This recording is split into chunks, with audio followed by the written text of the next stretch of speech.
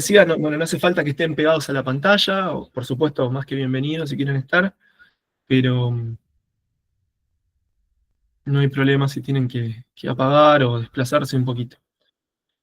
Bueno, entiendo que ahí se ve bien. Bueno, tenemos en este curso, les quería avisar que estoy con una fiebre terrible, tengo 39 de fiebre, me tomé ahí algunas paracetamol y un ibuprofeno, lo logré bajar a 38, 37,8, así que estoy ahí como media máquina, espero que me aguante un poco la fuerza. El curso son 10 encuentros, de los 10 encuentros, 9 son encuentros netos de contenidos. El primero, que es el que tuvimos la clase pasada, es, bueno, era un poco una introducción, es un poco un salpicrem de temas, no terminaba de profundizar demasiado ninguno, pero era como para aperturar, digamos, ¿no? Y el 10º encuentro es un encuentro que reservamos como para una instancia más de encuentro, más de intercambio, más de poder charlar, y no necesariamente de contenidos. Ya en el último encuentro no vemos temas, no vemos contenidos, lo que hacemos es poner una charla como excusa. Estamos invitando ahí al vasco Arcaiz Ibarra, no sé si lo conocen, es un montañista bastante conocido que tiene, ya no sé, porque cada mes que pasa va sumando cumbres, debe tener como 50 cumbres de más de 6.000 y tiene récords de ascensos de diferentes montañas, creo que tiene el récord de máxima cantidad de ascensos al Mercedario, bueno, un tipo muy formado, además con toda una filosofía de entendimiento, una filosofía que me parece muy linda de cómo entiende la montaña. Así que el último encuentro lo destinamos a eso y a charlar un poco sobre la base de lo que el vasco arranque. Si todo va bien, vamos a poder tener esa charla. Pero bueno, más allá de eso nos quedan son 9 encuentros. El primero ya lo tuvimos, que era introductorio, como les decía, así que en definitiva netos son 8. Hoy vamos a hacer el primero, de esos 8. Tenemos dos grandes temas para ver hoy, son temas quizá para la gente que está. Yo siento a veces que cada una de las clases tiene como, entre el estudiantado que se suma, entre quienes se suman a cursar el curso, cuando uno ve los perfiles hay perfiles muy distintos, ¿no? Hay gente como que trabaja en rescates, o que le puede tocar ir a hacer un rescate o una evacuación en alta montaña, en tal o cual zona, y son personas que seguramente les va a resultar de mucha utilidad lo que vemos en el encuentro que sigue, o sea, el encuentro 3 y el encuentro 4 sobre meteorología, o en temas de salud, mientras que por ahí hay gente que es más montañista o guía de turismo y quizá lo que vemos en un encuentro como el de hoy le puede resultar de utilidad, como yo creo que hay encuentros que son más jugosos, más útiles a los diferentes perfiles, no es todo parejo, pero bueno, nada, están estructurados siguiendo una secuencia lógica como de lo más general a las cuestiones más específicas, ¿sí? Bueno, tenemos algunas pequeñas, unas breves diapositivas sobre lo que serían las proyecciones cartográficas, ¿no? Esto siempre tratamos como de jugar, un poco que sea como más o menos lúdico, un poco en broma, un poco no. Y empezamos hablando de esto de la forma de la Tierra, ¿no? Habrán visto por ahí ahora se ha puesto un poco de moda el debate de un grupo de personas que plantean que la Tierra podría ser plana, ¿no? Y esto independientemente de lo que piense cada uno, etc. Para nosotros es un insumo, es importante entender cómo es la forma de la Tierra para poder entender después qué estamos viendo cuando vemos los mapas, los planos, ¿sí? Entonces, cuando pensamos en la forma de la Tierra, si bien hay algunos que por ahí, bueno, puede ser que militen la idea de la Tierra plana, ¿no? Bueno, etc. Mayormente, la mayoría de nosotros aceptamos que la Tierra no es plana, y por lo general hemos ido aprendiendo, quienes estamos en temas de montaña, de que la Tierra no es esférica, como nos han enseñado en la escuela, ¿no? En la primaria, en la secundaria, con los típicos globos terráqueos, ¿no? Que es como una pelotita ahí que gira con el eje a 20 y pico de grados, pero bueno, es bien esférica. Sabemos que producto de la rotación de la Tierra, no solo de la rotación, pero producto de la rotación, la Tierra está más achatada en los polos. La Tierra se parece más a un esferoide oblato, se llama, ¿no? Es como una esfera que es más prominente en el sector del Ecuador por efecto de la rotación, ¿sí? Pero ni siquiera esa figura representa la Tierra. Cuando se suele tratar de describir de la manera más ajustada a la forma de la Tierra, se habla de un geoide, ¿no? Que geoide quiere decir algo con forma de tierra, tendiente a tener forma de tierra, geoide, ¿no? Un esferoide con achatamiento en los polos, basado en la superficie equipotencial del campo de gravedad terrestre. Gauss, que era una personalidad muy importante para la cartografía, decía que era algo así como la figura matemática de la Tierra, ¿no? Y nos encontramos con esto, una especie de pelota desinflada, como bastante amorfa, sí esférica, sí con cierto achatamiento, pero como que tiene unas irregularidades marcadas. Por supuesto, este dibujo está exagerado, ¿no? Pero nos encontramos con una figura de este tipo, como que no es una esfera perfecta ni un esferoide oblato perfecto, sino que es una figura imperfecta. Entonces, ni siquiera tenemos una figura matemática que permita describir, abordar la Tierra con exactitud, ¿sí? Porque es única, tiene una forma única. Y acá vamos, ¿no? Nosotros utilizamos mayormente lo que es el mapamundi elipsoidal, ¿sí? Que decimos esto, si se bajan las pretensiones de esta Tierra tan particular, tan irregular que tenemos, y se acepta simplificar su figura a la de un elipsoide, o sea, a la segunda figura que veíamos antes, se la puede representar cartográficamente de manera aproximada como un mapamundi, ¿no? Un mapamundi que, como vemos desde el centro de la Tierra hasta el hasta el polo norte, tiene 6.356 kilómetros, mientras que del centro de la Tierra hasta uno de los bordes del Ecuador tiene 6.378, o sea, es un poco más extenso. Por supuesto, esto, puesto en perspectiva de los miles de kilómetros que tiene la Tierra, es casi imperceptible, pero es importante cuando luego con esto hacemos mapas, ¿sí? Porque nos va generando mayores y mayores niveles de imprecisión. Entonces, en definitiva, como para resumir, lo que hacemos con estas figuras elipsoidales, estos modelos, es simplificar la forma de la Tierra. Esto va a ser muy importante, lo vamos a ver en la clase que viene, cuando tratemos de entender el error de los datos que nos da el GPS, sobre todo en lo que es la altitud. Saben que el GPS a mayor altitud, mayor es el error que da, porque está basado en un modelo elipsoidal que representa más o menos bien las distancias, digámosle, horizontales, pero representa bastante mal las distancias verticales, ¿sí? Alguno ahí habrá subido al cerro, no sé, por ejemplo, el Cachi, que tiene, medido por el IGN, 6.380 metros, y por ahí su GPS le marcó 6.400, 6.450 o 6.320. Bueno, eso es producto muy posiblemente de, no un error del dispositivo de captación de los datos, sino del modelo con el cual el GPS nos está dando esa información. Bien, entonces, en definitiva, cuando vemos, por ejemplo, en Google Earth, que le vamos a dedicar bastante tiempo hoy, este tipo de mapas, estamos trabajando sobre eso, ¿no? Sobre un modelo. Ese mapa que vemos en Google Earth, ese globo terráqueo, ¿no? Que vemos con este modelo elipsoidal, no es perfecto de la Tierra, es una simplificación y es un modelo.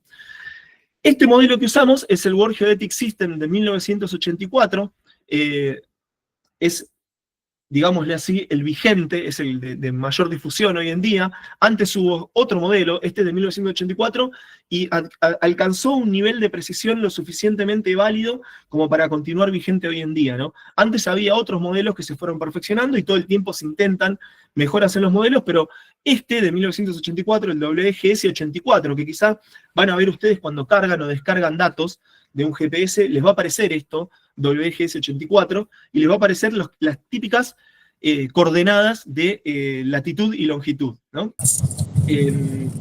Esos datos están basados en este modelo, ¿no?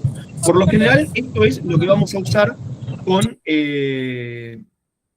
lo que vamos a ver en un GPS, sea un GPS técnico o sea un GPS que tenemos incorporado en un celular, ¿sí?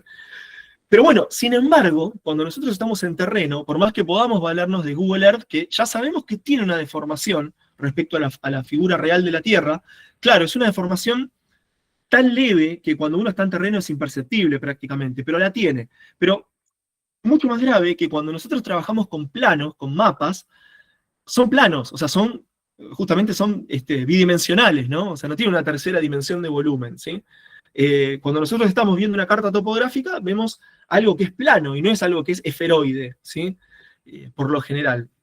Entonces ahí entramos en el mundo de las proyecciones cartográficas, que es una cosa muy simple y muy compleja a la vez. Cómo nosotros transformamos una figura que es, digámosle, ¿no?, esferoide, que ya sabemos que está simplificado, cómo una figura que es esferoide la transformamos en algo plano, en algo que podamos poner en un mapa, ¿no? Un mapa que podemos poner sobre la mesa. Entonces ahí ha habido infinidad de intentos, infinidad de ideas. Tenemos, por ejemplo, el modelo equiareal de Waterman, de 1996, en el cual, bueno, es como si este esferoide lo hubiese recortado de tal manera que lo puedo desplegar con esta figura. Entonces, está bastante bien conservada la forma que tienen los continentes, por ejemplo, pero que eran muy disociados en cuanto a distancias, ¿sí? Se deforma, se aleja, de hecho quedan vacíos de información en zonas alejadas de los continentes. Por ejemplo, si yo quisiera usar este mapa para navegar con un velero desde Australia hasta la isla de Madagascar, no sabría qué hacer porque me caería en una zona negra sin información, ¿sí? Tenemos por ahí el icosaedro de Diximaxion de 1946, que lo que hizo, dijo, bueno, en vez de que sea un esferoide, lo voy a transformar en un icosaedro, una figura de 20 caras, si no me equivoco son 20 caras, y luego lo voy a desarmar, lo voy a desdoblar como si fuera un dado, ¿no? ¿Vieron cuando uno hace con papel? Y eso me va a dar, de nuevo, me va a dar una muy baja deformación de las superficies continentales, pero me quedan fuera de relación espacial los diferentes elementos, ¿sí? Y ahí llegamos a los mapas que son los prevalentes hoy en día, ¿no? Tenemos, por un lado, la proyección de Mercator, la proyección normal de Mercator, que esto es interesante. ¿Qué es lo que hace? Dice, bueno, no voy a poder evitar que se deforme, no voy a poder evitar que se deforme la información que tengo en una figura que es esferoide al trasladarlo a un plano, pero voy a sacrificar precisión en algunas zonas del mapa. ¿En qué zonas? En las zonas de los polos. En la zona de los polos como es una zona que en principio no me interesa tanto, decía Mercator, voy a aceptar que haya una deformación. Entonces, ¿qué es lo que hace? Imagínense que insertara el globo terráqueo, este esferoide, lo insertara en un cilindro. Imagínense esta figura que tenemos acá a la izquierda, tenemos este cilindro, lo insertara dentro de este esferoide, este globo terráqueo, ¿sí? De manera tal que el ecuador quedara tocando ese cilindro. Es un cilindro que tiene un diámetro exactamente igual al de la Tierra y lo introduzco de manera tal de que el ecuador quede tocando, quede tangente, se llama, a ese cilindro, ¿sí? Y luego lo cortara y lo desplegara, ¿sí? Entonces, esa línea amarilla, que es donde el ecuador toca, lo vamos a desplegar, ¿sí? Pero eso es lo que vamos a ver nosotros. Este esferoide, que vemos, por ejemplo, en Google Earth, esta línea del ecuador es la que vamos a hacer que quede tangente a nuestro cilindro, ubicado de una manera normal, ¿sí? Pero ¿qué es lo que va a pasar? Los dos polos van a quedar notablemente alejados del borde del cilindro, ¿verdad? O sea, la zona de los polos, fijémonos acá en la figura de la... A ver si el mouse me ayuda. Esta zona de acá, estoy tratando de marcar con el mouse, va a quedar muy alejado de los bordes del cilindro, que es en definitiva con lo que voy a construir ese mapa, ¿sí? Entonces voy a tener una zona lindante al ecuador, próxima al ecuador, que respeta muy bien las proporciones de la Tierra, los datos que tenemos en ese esferoide, y voy a tener dos zonas, en el polo norte y en el polo sur, geográficos, que está terriblemente deformado, ¿no? Porque algo que es un punto lo tengo que extender y lo tengo que ensanchar, ¿sí? Entonces, imaginemos que la Tierra es una naranja y yo la pelo en gajos, me quedaría algo así con el sistema de Gauss, o sea, este cilindro lo cortaría, ¿no? Pero si fuera una naranja lo cortaría en gajitos, ¿y qué es lo que sucede? Hay un punto, un único punto, que es el polo norte y el polo sur, que es un punto, o sea, es una figura matemática el punto, pero es un único punto en la faz de la Tierra, y con el sistema de Mercator se va a transformar en una gran zona extensa, ¿no? Se va a transformar en una línea con una igual extensión que el ecuador, 39.000 kilómetros, si no me equivoco, ¿está bien? Entonces algo que es un punto lo deformé enormemente. Habrán visto estos mapas, de ahí uno que dice, che, pero qué gigante que es Groenlandia. Groenlandia es más grande que toda Sudamérica. Claro, no. Lo que pasa es que está basado en una proyección de Mercator, proyección normal de Mercator, y las zonas norte, no sé, Svalbard, Nueva Zembla, Tierra de Baffin, todos los territorios norte y la Antártida, si bien son territorios muy extensos, aparecen enormemente deformados, ¿sí? Ese es un poco un esquema que muestra la deformación que tienen estos mapas, ¿sí? Ahí vemos que Argentina tiene una pequeña deformación con estos sistemas de proyecciones, pero vemos que otras zonas, como por ejemplo Groenlandia, arquetípicamente, se deforma brutalmente, ¿sí? Bueno, esta es una solución que encontró Mercator para tratar de transformar algo que es esferoide en algo que es plano. y el tipo dice, bueno, como la zona que nos interesa está más en el centro, a latitudes no muy elevadas, me sirve, ¿sí? Y lo que van a ver ustedes cuando compran un mapa que tiene este tipo de proyección, por ejemplo, a una librería, es que no llega hasta el Polo Norte, sino que está cortado en una latitud de 80 o 75 grados, ¿sí? O sea, no llega hasta los 90, sino que está cortado antes, de manera tal de borrar un poco. La Antártida es raro que se vea como una masa de hielo entera abajo, sino que se corta la península Antártida y un poquito más, ¿está bien? Perfecto. Esta zona que está en rojo, la deformación es máxima. La zona que está pegada al Ecuador, la deformación sobre el Ecuador no hay deformación, o sea, es idéntica, y a medida que me alejo, se va deformando, ¿no? Se van expandiendo las superficies que represento. Como siempre les voy dejando links a algunas cosas en las diapositivas por si después quieren mirar. Se usa la indicatriz de Tissot, que es un elemento para medir el grado de deformación, nos da una idea de, bueno, qué tan deforme está la imagen que tenemos. Tenemos acá un mapamundi con circulitos de igual diámetro, ¿no? En diferentes latitudes de la Tierra, sobre el Ecuador, a una latitud más alta, a una latitud ya más polar, si se quiere, y cuando lo trasladamos a una figura de Mercator, estos circulitos se van expandiendo en esta proporción, ¿no? Ahí vemos, si tuviéramos uno más al norte o más al sur, más grandes serían aún, ¿sí?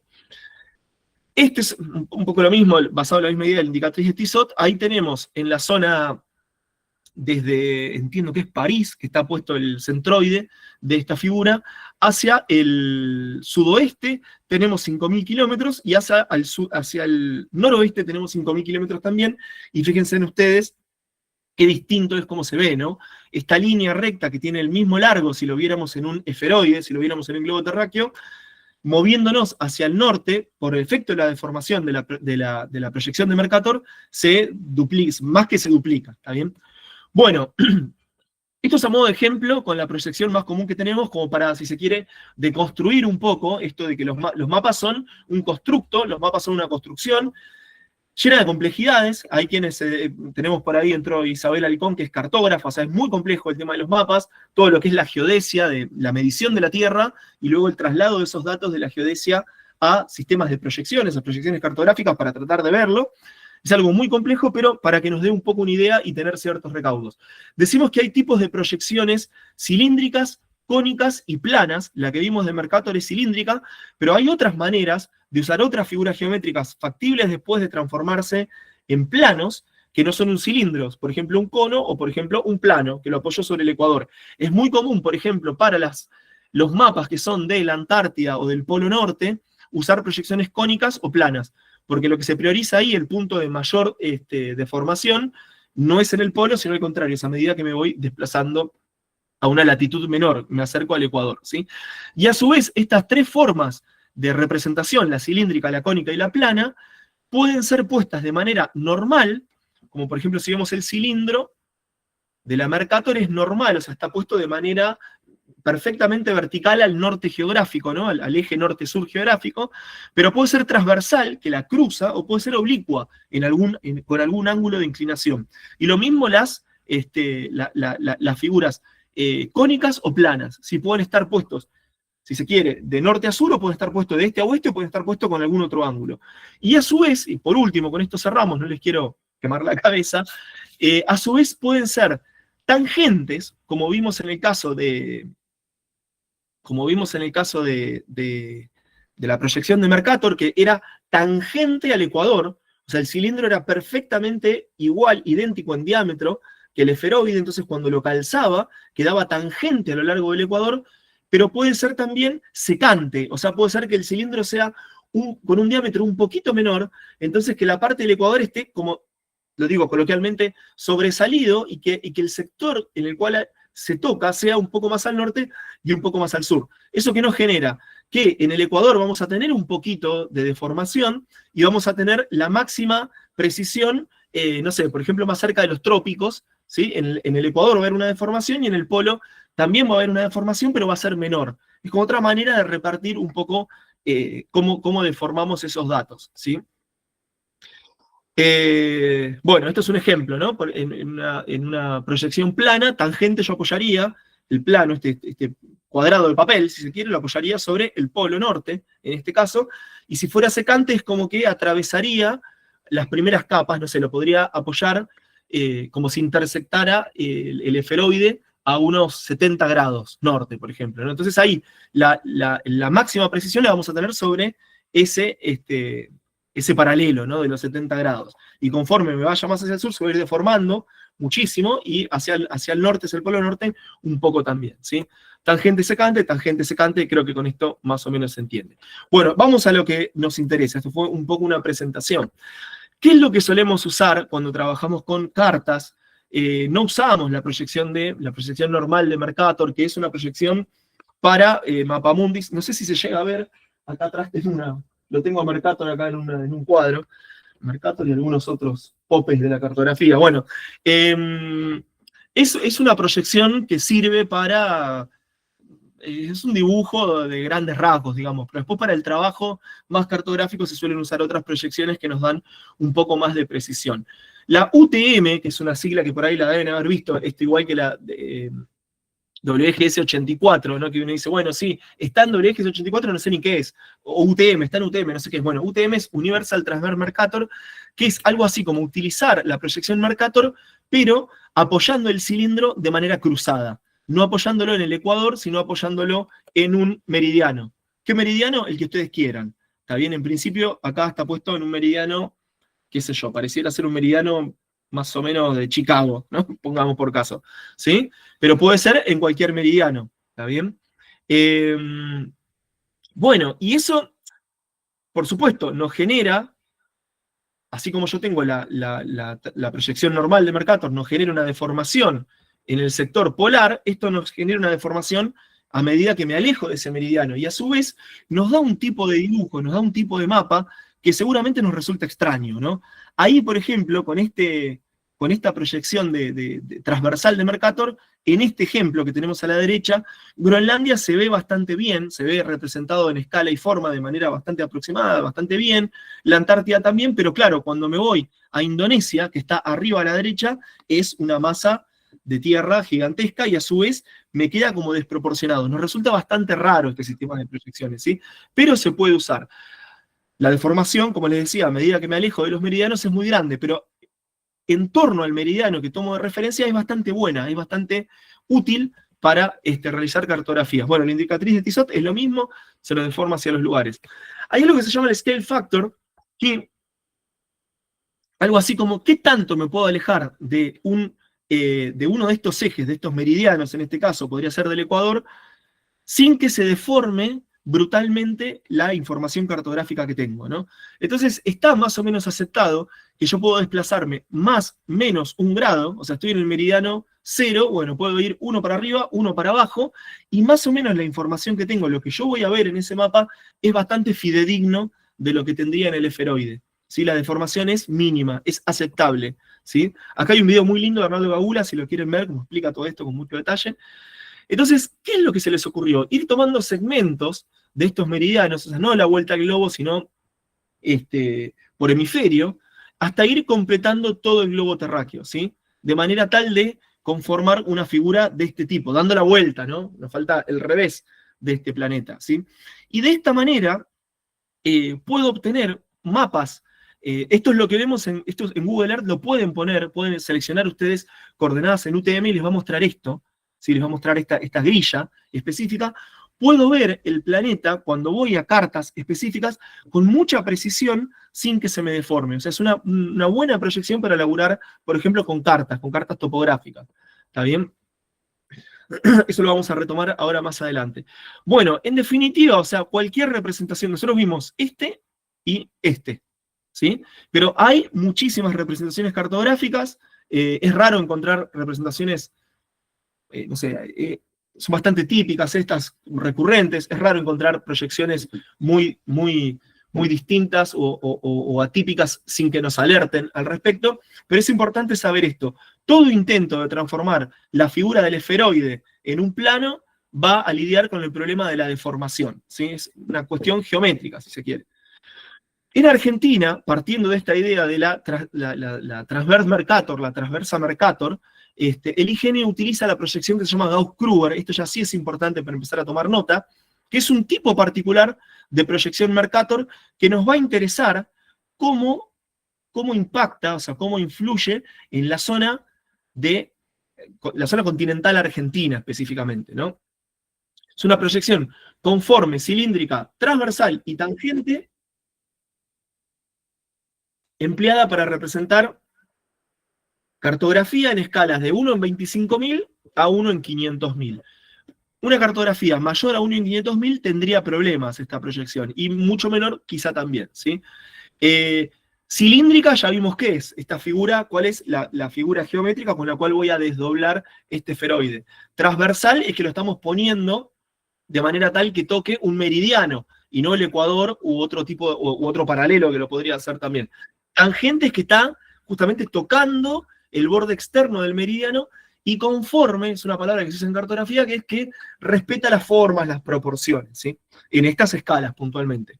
Tenemos, para minimizar los problemas, los errores, las deformaciones, 7 fajas, ¿sí? Que es básicamente esto mismo corrido un poquito, ¿sí? Corrido el meridiano, ¿está bien? Entonces tenemos, cada faja está centrada en un meridiano y se separa una faja de otro de 3 grados, atendiendo a esto del scale factor, ¿no? De cuánto me puedo alejar de un eje sin que la deformación sea muy grande, ¿no? Y el punto final de estas líneas son el polo sur, ¿está bien? Que a nosotros ya con esta proyección no nos va a interesar tanto. Estas son las fajas, y esto es importante tener en cuenta. Cuando alguien maniobra, opera con datos que están en UTM, saber con qué faja estoy trabajando, ¿no? Por ejemplo, cuando pensamos en la zona de Salta, Jujuy, por lo general estamos en la faja 3, que tiene el centro en el meridiano de los 66 grados. Por ejemplo, cuando estamos en Misiones, el sector este de Misiones, estamos en la faja 7, que está centrado en el meridiano de los 54 grados, ¿está bien? ¿Qué pasa si yo tomo datos que son de la faja 7 y los levanto sin tener reparos, con un sistema de proyección tipo faja 3, se van a mover? Se van a ver, no es terrible, o sea, no es que van a desaparecer del mapa, pero se van a ver con una deformación y se van a ver ubicados en lugares que no son precisos. Y entonces es muy importante cuando tomamos datos de UTM saber en qué faja, con qué sistema estamos trabajando. Bien, bueno, y vamos a lo que es más operativo de la clase de hoy, que creo que es lo más rico. Esto lo tenemos como de trasfondo para entender un poco ahora cuando vemos cartografía que está dando vuelta de fondo, ¿no? Y nos preguntamos, y acá me pongo así bien en montañista ya, como les decía, esta es una clase que creo que no necesariamente es de tanta utilidad para alguien que está en tareas de emergencia, de rescate, evacuación, sino más bien para alguien que está planificando una expedición, que está planificando el ascenso a una montaña, o quizás sí una tarea de entrenamiento, puede ser, pero no para algo que es inmediato, que no me da tiempo, ¿no? Esto es un trabajo de gabinete, un trabajo de escritorio para ir perfeccionando nuestra manera de acercarnos a un objetivo, del que sea, científico, deportivo, de ascender a tal cual montaña, etc. Y ahí quienes hacemos montañismo, pienso en algo más recreativo, no tanto científico o de tarea profesional o militar, nos preguntamos cuándo empieza una expedición, ¿no? Entonces hay quienes rechazan bastante todo el tema de gabinete, del armado de los datos, y eso, y es perfectamente respetable, o sea, está bárbaro. Hay gente que le gusta mucho salir a campo sin tener tanta idea de a dónde voy. Tengo algunos datos, pero no les gusta ir con puntos, con GPS, les gusta moverse y de alguna manera poner en juego sus conocimientos de terreno, sus percepciones para moverse en esos terrenos que por ahí no les son familiares, no les son conocidos. Una montaña que no conoce y tenés que lidiar con geografías que no conoces, tenés que lidiar con situaciones que por ahí no conoces. Bueno, eso está perfecto, es una modalidad que de alguna manera también permite entrenar otras aptitudes, pero bueno, conlleva riesgos. Yo creo que está bueno tener algunos pisos de planificación de las expediciones, por lo menos para romperlos después, ¿no? Saber que puedo hacer todo esto y digo, bueno, no es demasiado, no necesito tanta información, voy con algo más libre. Por ejemplo, el año pasado tuvimos la charla de Máximo Cabalín, que es un montañista y guía, que él, bueno, siempre me dice, me gusta moverme libre, ¿no? No me gusta ir tan encorsetado siguiendo una bitácora. Me gusta ir y terminar de definir por dónde haciendo, en el mismo momento, en el mismo lugar, según cómo veo la montaña, qué intuición se me genera en ese momento, y eso está perfecto y es muy importante también. Pero acá vemos todo lo que es controlable, digamos, porque bueno, habrá quienes tienen más experiencia para moverse de esa manera y quienes menos, ¿sí? Y de alguna manera, este seminario busca aportar herramientas que permitan a que luego una persona se anime a armar una expedición por cuenta propia. Siempre con los recaudos que dimos en la clase 1, ¿no? No estamos invitando a que salgamos como locos a hacer un ascenso a una montaña de 6.500 metros, o sea, ni loco, pero de manera progresiva podemos ir armando nuestras rutas, buscando un cerro o una montaña que quizá no es hiper conocida, que no tiene tantas visitas, ¿no? Y poder hacer un acercamiento, una aproximación más genuino, si se quiere, no quiero que suene peyorativo, digo, pero no tan trillado, no hacer algo más propio, recuperar un poco ese espíritu de vincularme de manera más mano a mano con la montaña, ¿sí? Entonces, esto, recuperamos algunas de las cosas que vimos en la clase pasada, como les decía, ¿no? Cada maestrito tiene como un esquemita, acá proponemos uno que creemos que puede ser de utilidad, tenemos como un conjunto de pasos que sugerimos tener en cuenta, por lo menos saber que se pueden aplicar para eventualmente saltearlos, y decimos, luego de analizar el bosquejo general de la expedición o del viaje o del trekking que quiero hacer, decir, bueno, voy a ir para tal lado, ¿no? Eso lo veíamos un poco la clase pasada, si voy a hacer un movimiento circular o voy a hacer un movimiento pendular, si tengo tantos kilómetros de aproximación y el ataque a cumbre lo voy a hacer tal lado, tal otro, bueno, hay una cuestión que es muy interesante, que es la recopilación inicial de datos, el rastrillaje. A veces se le llama la arqueología de datos, no en un sentido arqueológico propiamente, sino como esta cuestión de la minería, ¿no? Como de poder ir escarbando y encontrando información por aquí, por allá, etc. Y luego viene un conjunto de datos que siguen, ¿no? Lo que es la carga del GPS y el paso a distancia en terreno lo vemos en la clase que viene. Y acá decimos, bueno, ¿de dónde puedo sacar información que me sirvan para planear un ascenso específicamente? Por supuesto puedo agarrar el track y los puntos que me dio un amigo, una amiga, cargarlo a mi GPS o armarme unos croquis, unos planos y salir adelante.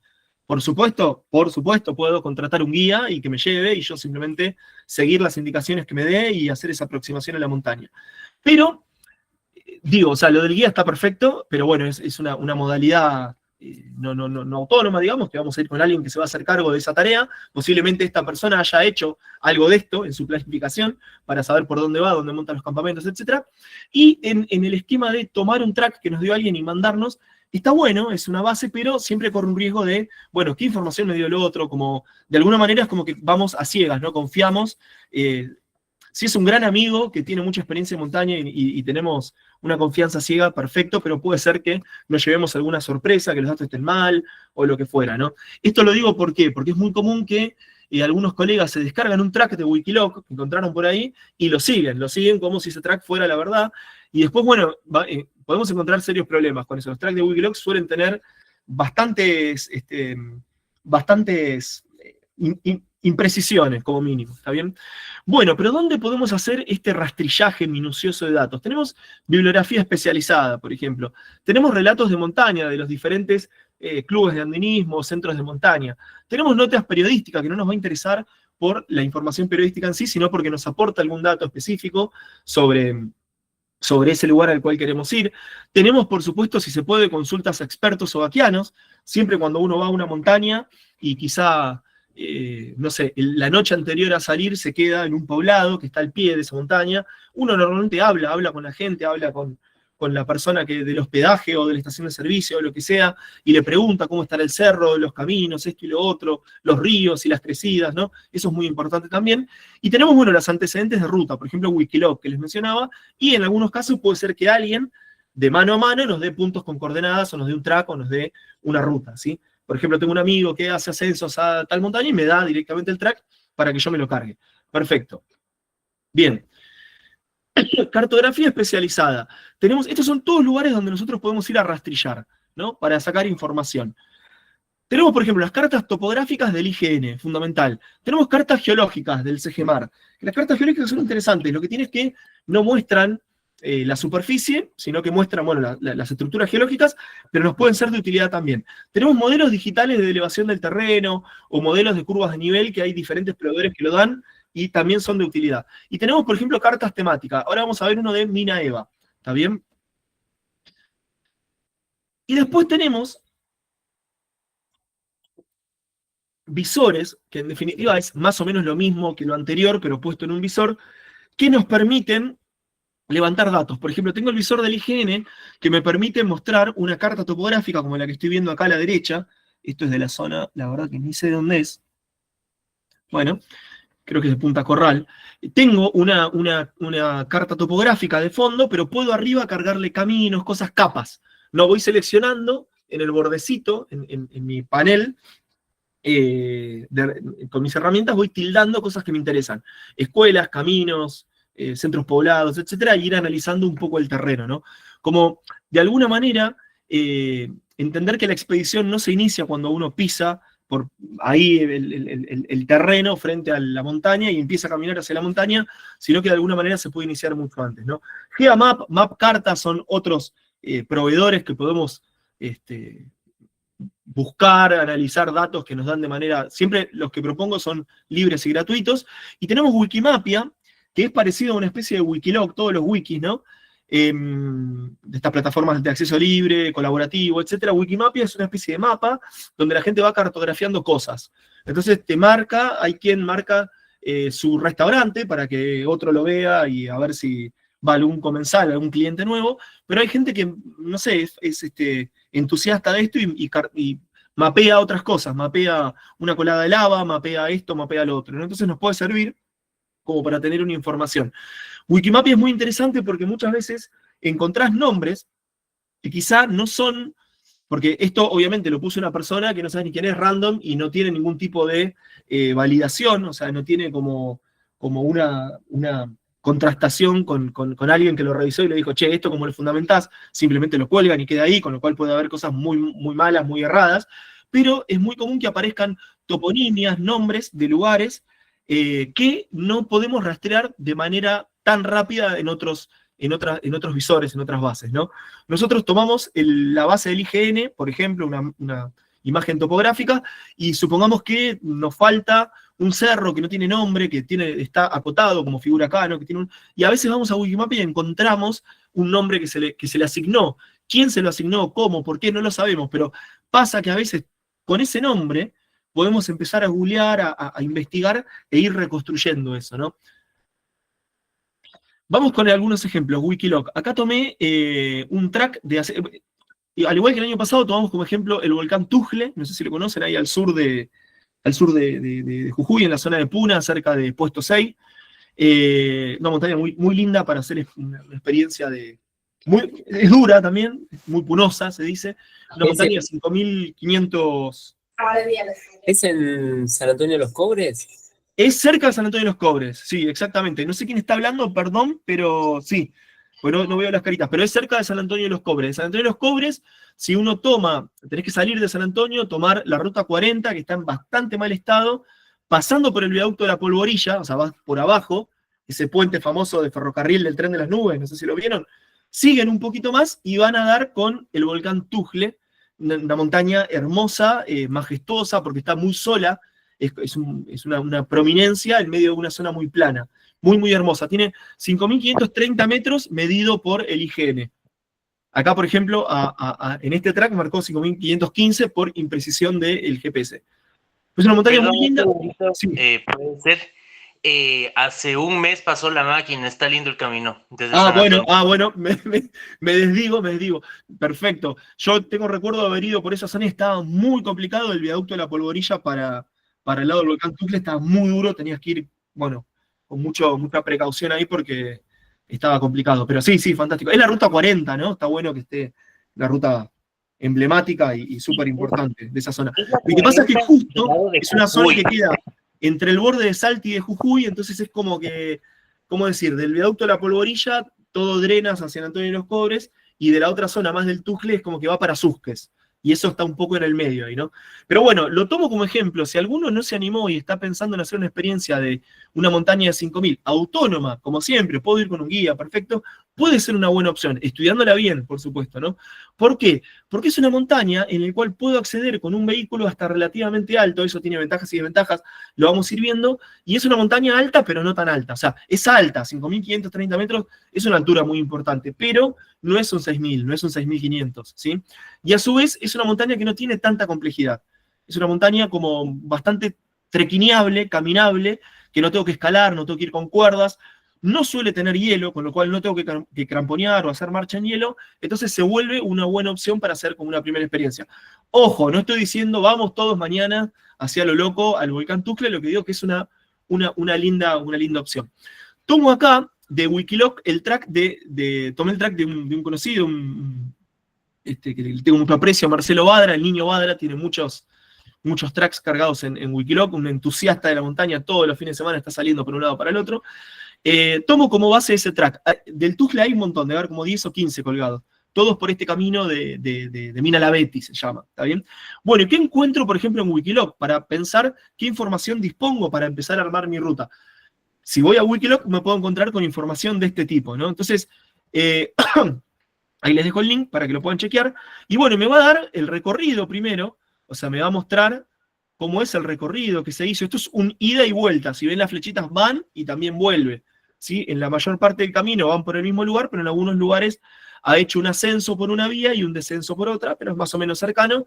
La cumbre, y me va a dar un perfil, ¿sí? Un perfil a escala, me va a dar la distancia horizontal, o sea, cuántos kilómetros hay que caminar, me va a dar el desnivel positivo, que son de 1023 metros, ¿sí? Bueno, y después esto, dificultad técnica fácil, lo pone Badra, porque es una persona muy experimentada, yo creo que no es fácil, es medio, tiene cierta dificultad, pero bueno, nos va marcando un poco un conjunto de datos. Y después, algunos de los datos, algunos de los paquetes de tracks que cargan en Wikiloc, este por ejemplo es el mismo de Badra, le agregan fotos, ¿sí? Entonces, por ejemplo, acá tiene una foto de las ruinas de una minera que había, una minera de azufre que había en esa zona, Mina la Betty, y bueno, entonces nos va dando, por supuesto, esa información valiosísima, ¿no? De qué es esperable encontrarme cuando voy haciendo este ascenso, ¿no? Lo mismo la cumbre y alguna imagen panorámica. Yo a partir de acá puedo ir sacando información, ¿sí?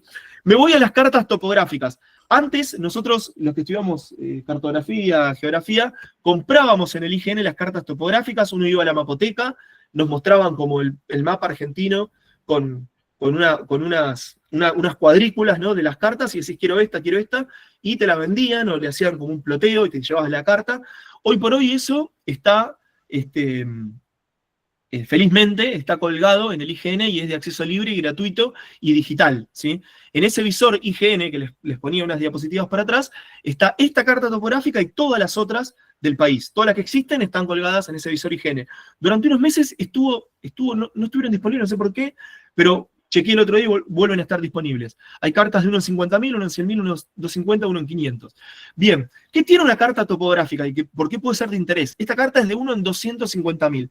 Esto quiere decir de que 1 centímetro equivalen a 250.000 centímetros, ¿sí? Y es como, qué sé yo, qué es eso. Bueno, 1 centímetro equivale a 2,5 kilómetros. ¿Qué quiere decir eso? Que cuando yo miro en esta carta, mido con la regla 1 centímetro, está representando 2,5 kilómetros en terreno. Entonces es una carta que tiene una cierta precisión, pero también tiene un alcance bastante general. No me va a dar muchos detalles de quebradas, de accidentes geográficos, etc. Si voy a una carta de 1 en 50.000, la zona que va a abarcar va a ser mucho más circunscripta, pero me va a dar mucho más detalle. 1 en 50.000 es 1 centímetro, son 500 metros. Entonces ahí puedo marcar muchas más cositas en la carta, ¿sí? ¿Qué tengo en la carta? Ahí está el Tuxtla. Esta es una carta de 1,250, San Antonio de los Cobres, como decía el compañero, creo que el compañero de Salta, David, creo, si no me equivoco. Ahí ese círculo no se llega a ver porque, bueno, ahora le voy a hacer un zoom, pero es donde está el volcán Tuxtla, ¿sí? Y tiene otras zonas, creo que acá está también el volcán Kewar por esta zona, o sea, una zona de mucho interés para lo que es el montañismo, ¿no? Pero una escala 1 en 250.000, o sea, acá vemos todo lo que es el volcán Tuxtla queda representado en 1 centímetro, con lo cual, lo que es quebradas, neveros, etcétera, bueno, la información es muy, muy limitada, ¿no? Pero nos sirve un poco para ver qué es esperable encontrarnos en las cartas topográficas. Tenemos los signos cartográficos que nos van a marcar, bueno, diferentes elementos que aparecen representados. Tenemos la escala, acá les decía esto de escala 1 en 250.000, y la equidistancia, que aparece acá 1 a 200 metros, es cada cuántos metros voy a visualizar una curva de nivel. Curva de nivel lo vamos a ver en el encuentro 5, si no me equivoco, pero una curva de nivel es una curva que une puntos de igual altitud, ¿no? Entonces, una equidistancia de 200 metros es que tengo una curva, por ejemplo, a los 1000 metros y voy a tener otra a los 1200, a los 1400, etc. Obviamente, cuando voy a una escala 1 en 50.000, la equidistancia muy posiblemente sea menor, ¿sí? Porque voy a poder tener más precisión. Entonces tendré una equidistancia de quizás 50 metros o 40 metros. Bien, tengo acá, esto es muy interesante, me va a decir, bueno, el nombre formal de la hoja, ¿no? Si la quiero buscar en el IGN, etc. Proyección conforme Gauss-Kruger, bueno, y me va a decir el año de compilación. Algo así como el año en el cual se levantó la información. La información se levanta a veces en campo, a veces se levanta usando técnicas de análisis satelital, de sensores remotos, etc. Pero es interesante porque hay algunas cartas del IGN que tienen levantamientos muy viejos. Tienen levantamientos de, por ejemplo, la época de Irigoyen. Por supuesto, si yo quiero analizar la expansión urbana de la localidad de San Antonio de los Cobres, estoy frito porque me va a dar información de hace 100 años, ¿sí? Pero si lo que quiero buscar son joyitas arqueológicas de viejas mineras, de poblados que están abandonados, de pequeños elementos, puede ser muy interesante porque aparecen ahí los nombres, las ubicaciones. Veíamos el año pasado un ejemplo en el armado de una bitácora en la zona del Cerro Santa Julia, en Junín de los Andes, y aparecía ahí un destacamento policial, por ejemplo, que ya no existe hace años, pero uno lo podía ubicar, ¿no? Bueno, ejemplos, ¿no? Uno puede encontrar como una especie de rastrillaje de datos que pueden ser interesantes si nos da curiosidad esto de no ir a la montaña, subir y bajar, sino tratar de ir entendiendo y aprendiendo, imaginarnos cómo vivían ahí los mineros, o los trabajadores, o las poblaciones, etcétera, ¿no? Y tenemos por acá los valores de la declinación magnética, que tiene que ver con lo que hablábamos antes del sistema de la proyección cartográfica y la deformación que se genera, que una cosa es el norte cartográfico, o sea, el norte que tiene la carta, que está obviamente para arriba, ¿no? Está puesto, ni siquiera esto es norte-sur, es abajo arriba, ¿sí?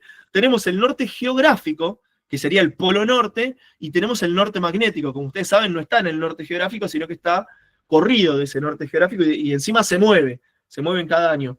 Por acá les dejo un instructivo si quieren estudiar declinación magnética. Creo que es muy técnico, pero es interesante como para chusmear. Entonces, ¿qué quiere decir esto? Que nosotros tenemos que saber, si yo me parara en esta carta topográfica y caminara hacia el norte cartográfico de la carta, o sea, caminara hacia arriba de la carta, camino, y camino para Estados Unidos, para Canadá, no voy a llegar al Polo Norte, voy a llegar al este del Polo Norte, me voy a estar desviando, ¿está bien? Y eso es propio de la proyección que tenemos acá, ¿sí? Por supuesto, como la carta solamente me describe un área muy pequeña, no tan pequeña, pero digo muy, muy pequeña en comparación con la superficie del globo terráqueo, la deformación es mínima. Si yo me guío por la carta, no le voy a errar tanto, pero voy a ir sumando metros de error que podrían llegar eventualmente a ser un problema. Pero sí, a gran escala esto se siente y mucho, ¿sí? Eso está marcado en la declinación magnética y está marcado 1988, es el año en el cual se toma esa medición, porque el norte magnético cambia año a año, eso ya es bastante complejo, pero lo dejamos por ahí. Esto es el visor del IGN que les mencionaba antes, como para invitarlos a que lo usen, porque bueno, es algo que produce el país, ¿no? O sea, con técnicos, con científicos de argentinos, que está a disposición y es libre, está buenísimo poder usarlo. Y tenemos ahí la cobertura de cartas de 1 en 50.000, todo el país, o casi todo el país, creo que todo el país tiene continental, ¿no? Tiene cobertura de 1 en 50.000, o sea, si yo quiero ir a cualquier lugar del país, voy a encontrar sí o sí una carta 1 en 50.000, o sea, 1 centímetro, 5 kilómetros, es una escala con bastante imprecisión, pero tengo algo siempre, y tengo casi todo el país cubierto por cartas de 1 en 250.000. ¿Sí? Tengo algunos gaps, algunas zonas que no, pero mayormente la tengo cubierta. Cuando voy a cartas de 1 en 100.000, que ya es una escala mucho más interesante para planificar una expedición, o sea, 1 centímetro es 1 kilómetro, ya es mucho más interesante, tengo, bueno, grandes vacíos. Pero en algunas zonas, por ejemplo la zona de Mendoza, San Juan, Catamarca, tengo muy buena información, la zona de la Patagonia, pensando en montañas, ¿no? También todo el litoral está muy bien, pero digo, tengo como muy buena cobertura. Y las de 1 en 50 son zonas puntuales.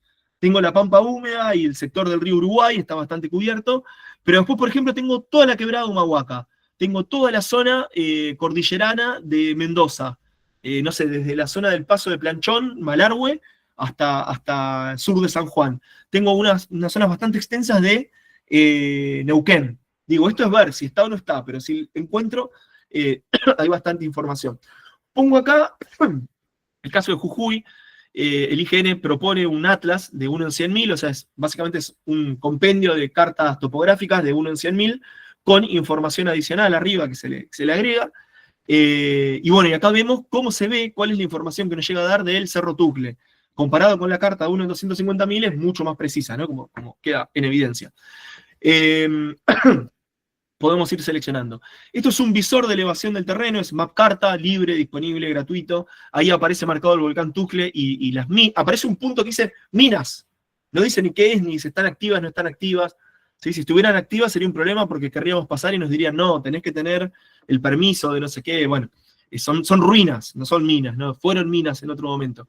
Y a su vez el MapCarta, por ejemplo, nos permite que cuando nos acercamos, aumenta el nivel de detalle. La equidistancia de las curvas la amplía un poco más. Fíjense que al acercarnos, no solamente nos marca mayor detalle de las curvas de nivel, sino que también aparece un camino. ¿Sí? Fíjense que acá no hay un camino y acá aparece en amarillo, no sé si se llega a ver, desde abajo a la izquierda, subiendo hacia donde están las ruinas de la minera, aparece un camino puntualmente. Bueno, nos puede dar un poco de información también. Y esto es Wikimapia, esta base colaborativa. Justo acá en el Tucle no hay demasiado. Hay alguien que marcó, algún francés, porque está en francés, marcó una colada de lava, que sí, cuando uno va al Tucle lo ve. Bueno, y después podemos encontrar cartas específicas. Yo encontré, por ejemplo, del Tucle, 2 cartas mineras, una carta de ANS, o sea, lo encontré en un trabajo de Bertani en 1939, pero que refiere información levantada por Walter ANS en 1925. O sea, imagínense, esto es una cartografía de 1925. Y encontré también del Ministerio de Industria en 1952 una carta de mina de azufre La Betty, que es ese ascenso, esas minas que figuraban ahí. Dicen, che, pero ¿esto para qué? Bueno, cuando yo miro la carta vieja, esta de 1925, me encuentro con que hay otras minas, hay otra información. Por supuesto, la colada de lava la puedo ver en la imagen satelital, pero por ejemplo, que haya un lugar que se llama Mina Eva, es algo que es muy difícil que lo encuentre en el Google Earth o en una carta topográfica. No lo voy a encontrar, y quizás sí en algún repositorio de información muy puntual, como puede ser, no sé, estas cartas mineras, puedo encontrar estos datos. Nosotros en ese momento, esto ya hace unos cuantos años, queríamos subir al Tucle, pero no por el camino común. Queríamos alternar, porque bueno, el camino común lo que tiene es que es una carretera que podés subir por auto hasta Mina La Betty. Entonces te queda un desnivel muy pequeño. Mina La Betty subís hasta los 5.000 metros, 5.000 y algo. Entonces te queda 500 metros a la cima. Está bueno para hacer experiencia, pero es como sentís que te queda corto, ¿no? Como que es cortito. Entonces queríamos buscar una vía alternativa, una vía que no fuera común, que no tuviera registros, y empezamos a buscar en estas cosas y encontramos esto de Mina Eva. Y decidimos tratar de armar una ruta por ese lado, ¿sí?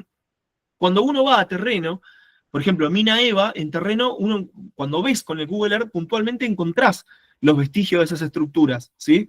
Que luego en terreno, esto es una vez que volvimos de campo, la imagen de la derecha, ves ahí las taperas, ¿no? Las viejas construcciones que alojaban a los obreros, que servían de base de operaciones de la mina, ¿no?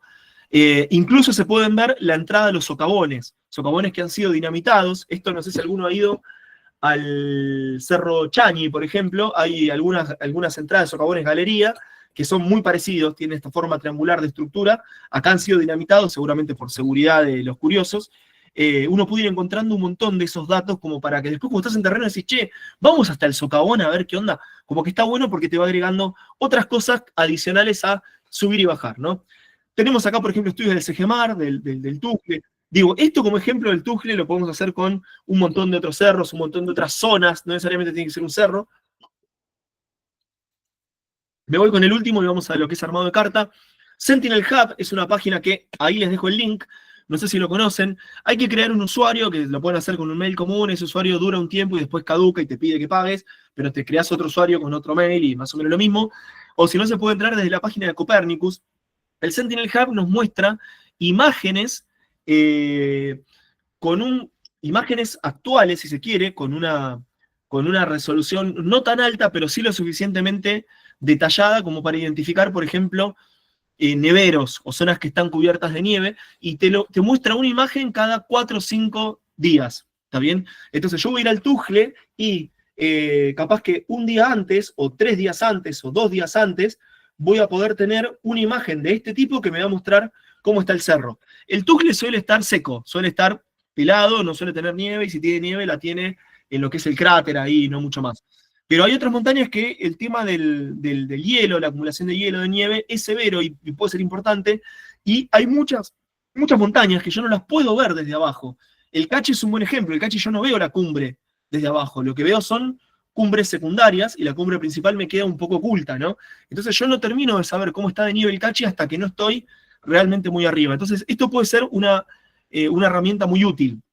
Chusmear un poco, me tengo que ubicar en la zona y voy a buscar acá donde dice date. ¿Sí? Yo cliqueo ahí y me va a mostrar, aparece con un pintadito, con un color, los días en los cuales hay imágenes satelitales. Entonces puedo ir cliqueando y viendo cómo está ese cerro en ese momento. Entonces puedo tener 2, 3 días antes de subir al cerro un detalle de cómo está, por ejemplo, en términos de nieve. Eso puede ser muy, muy útil, sobre todo para la gente que hace montañismo en zonas más húmedas, ¿no? Acá el Tujle es muy seco, suele tener poca nieve. Y a su vez puede ser de mucha utilidad porque me permite, pongamos que no sé, David estaba planeando ir al Tujle y dice, no sé si ir en julio, bueno, en julio haría mucho frío, ¿no? No sé si ir en abril, mayo o ir en septiembre, octubre. Bueno, mirando las imágenes, estas imágenes del Sentinel Hub de abril del 2024, 2023, 2022, 2021, vas a tener un patrón de si el cerro está nevado en ese mes o si por lo general no está nevado. El Tujle no está nevado nunca, pero digo, en el Tachi o en el Chani sí se ve. ¿Sí? O en los cerros de Mendoza, sí se ve los meses que son más secos, cuándo voy a encontrar más nieve o no. Por supuesto, si hablas con un vaquiano te va a decir, pero lógico que va a estar nevado en marzo, listo. Pero con esto uno puede tener una información, ¿no? Saber cuál puede ser un buen mes si quiero evitar tal o cual cosa. Seguimos.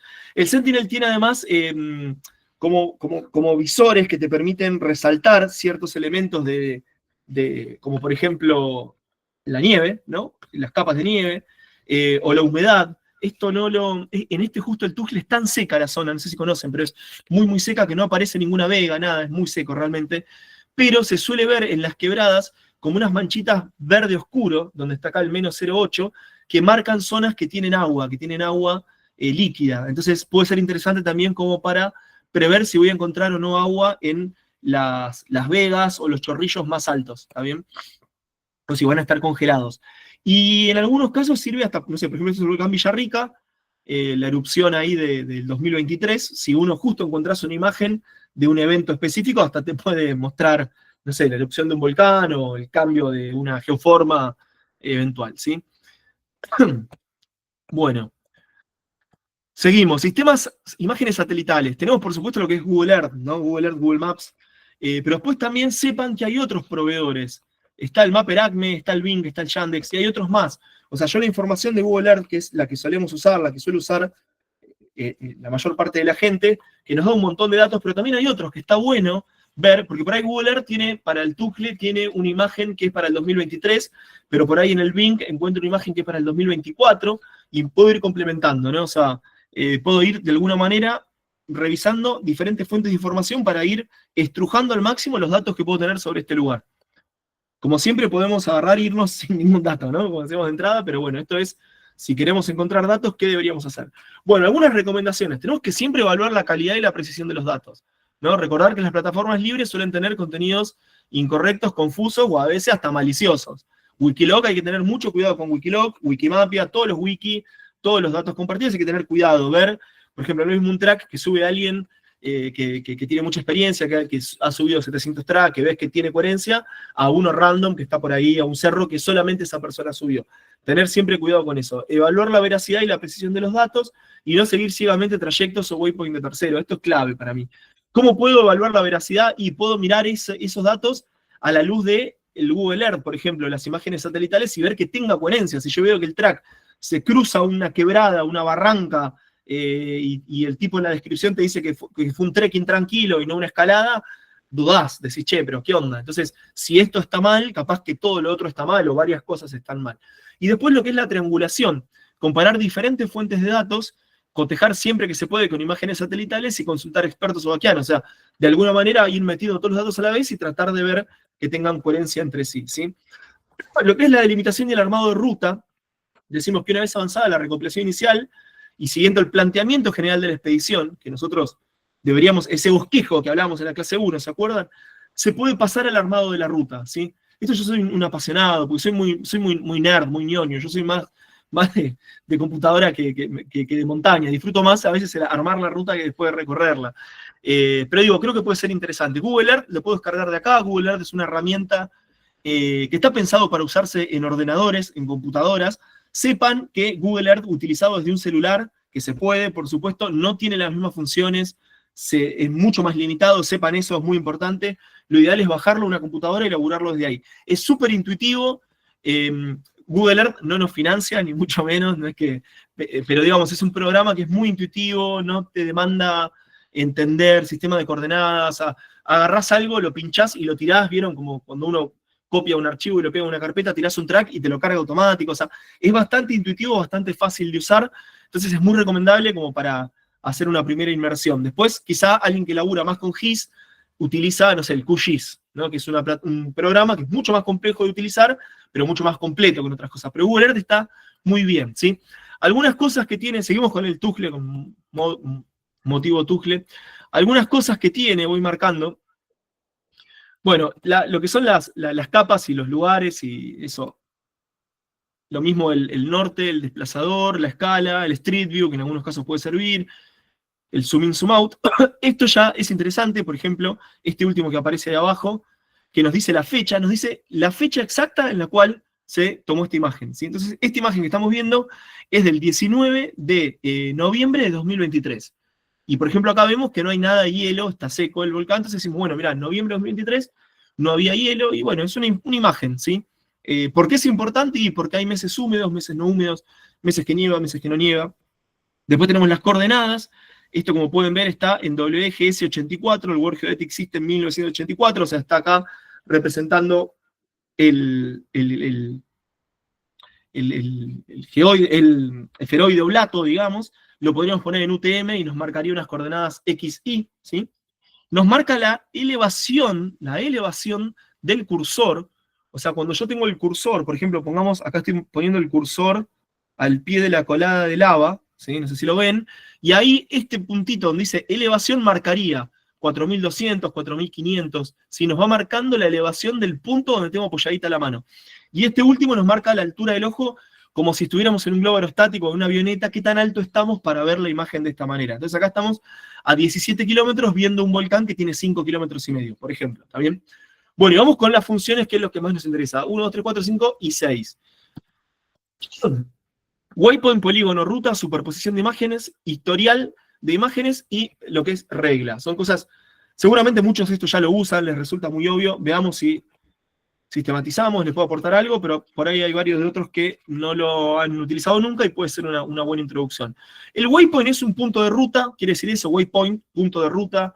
A veces se lo llama placemark en Google Earth, de hecho se llama placemark, no waypoint. O en algunos GPS aparece como point of interest. Es siempre lo mismo, es un punto que voy a marcar en esa cartografía, un punto que tiene datos de latitud, longitud y por lo general altitud. También me va a marcar tres datos. La latitud norte-sur, la longitud este-oeste y la altitud respecto al nivel del mar. ¿Está bien? Entonces yo en el Google Earth puedo marcar los waypoints en esta imagen, por ejemplo. Puedo marcar waypoints y luego eso cargarlo a mi GPS, cargarlo a mi celular y poder navegarlo en terreno. De manera tal de que cuando estoy en terreno voy a poder ver esos puntos que en gabinete muy tranquilamente los fui ordenando y organizando, ¿sí?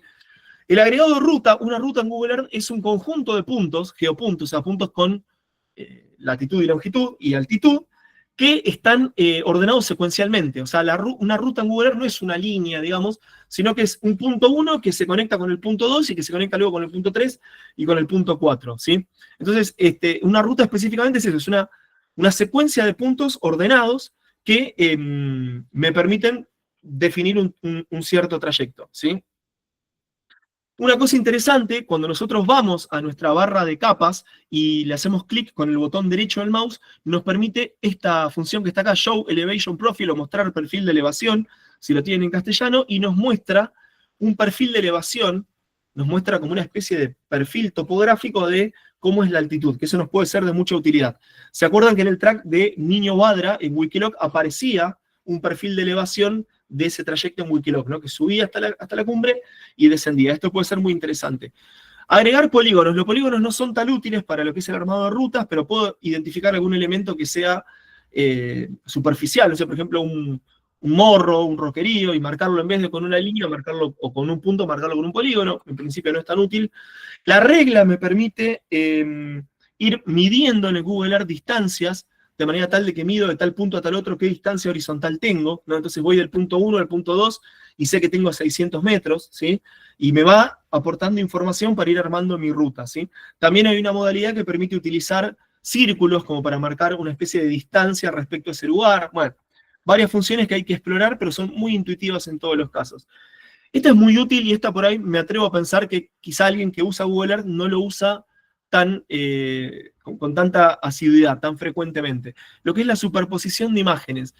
La superposición de imágenes me permite tomar una imagen, por ejemplo, en JPG, una imagen en un formato JPG, PGN o lo que sea, y montarla a la imagen satelital del Google Earth de manera tal de poder ver la información superpuesta, ¿sí?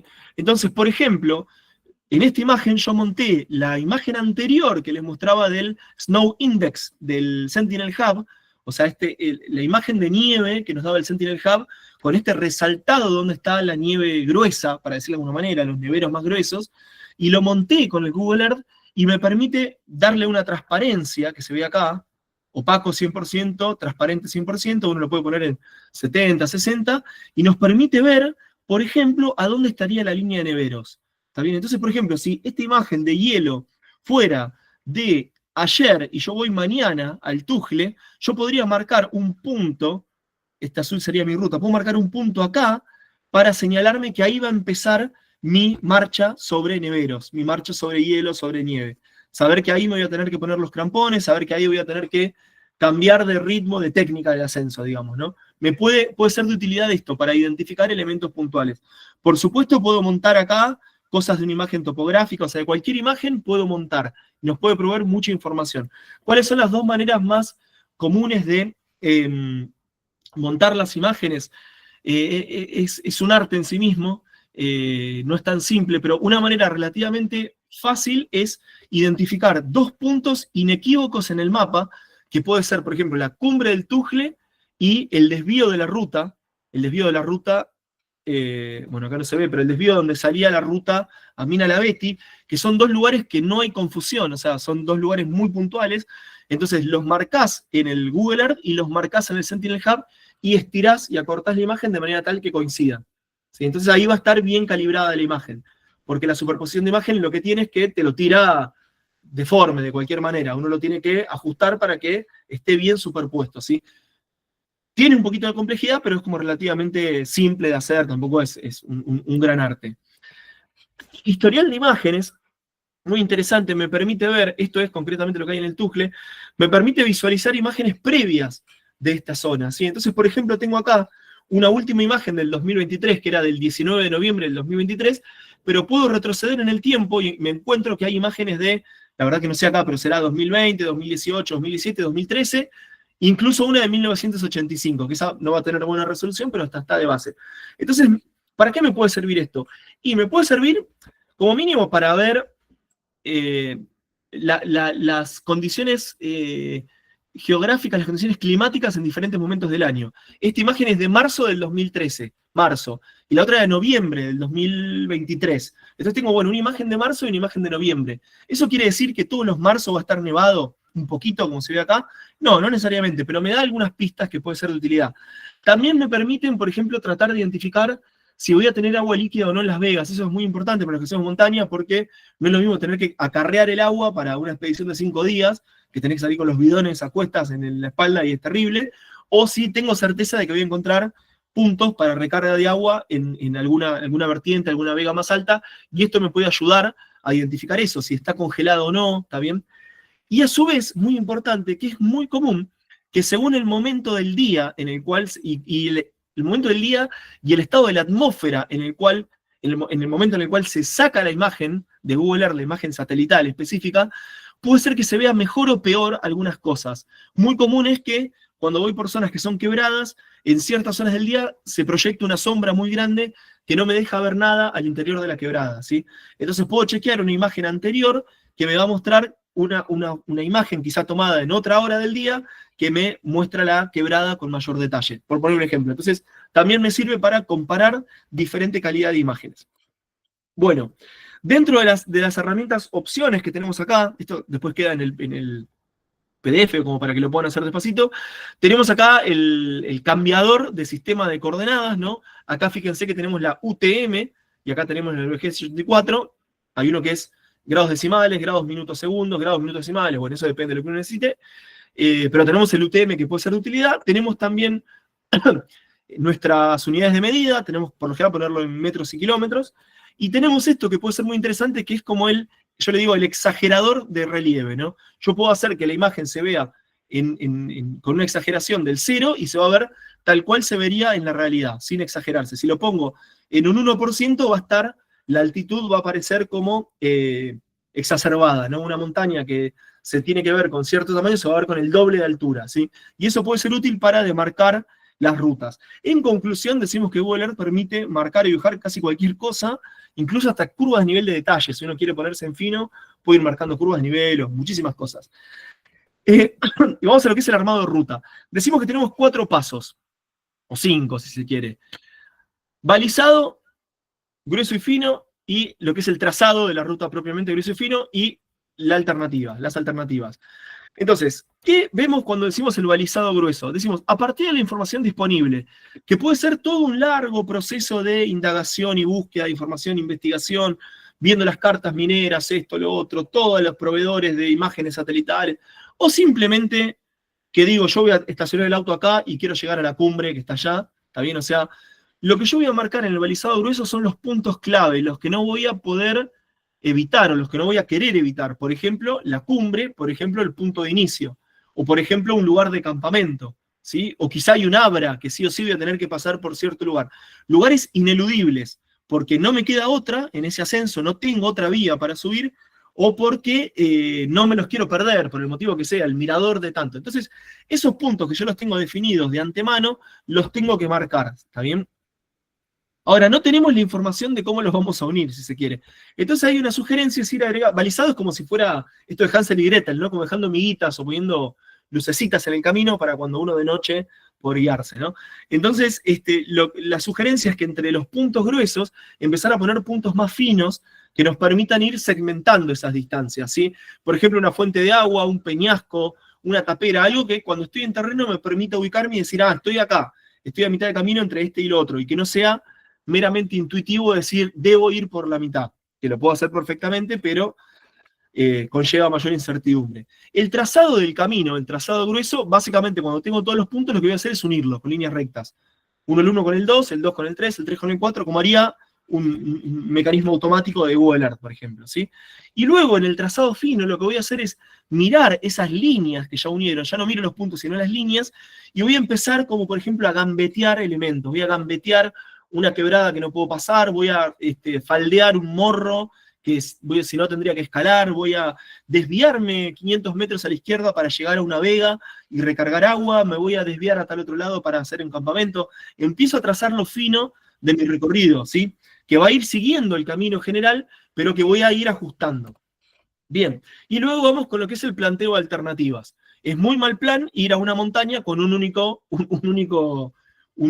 planteamiento, ¿no? O sea, yo voy a subir de acá por acá y si algo pasa no tengo plan B. Entonces, por ejemplo, este es el track de Badra, que lo tomé como ejemplo, está bueno.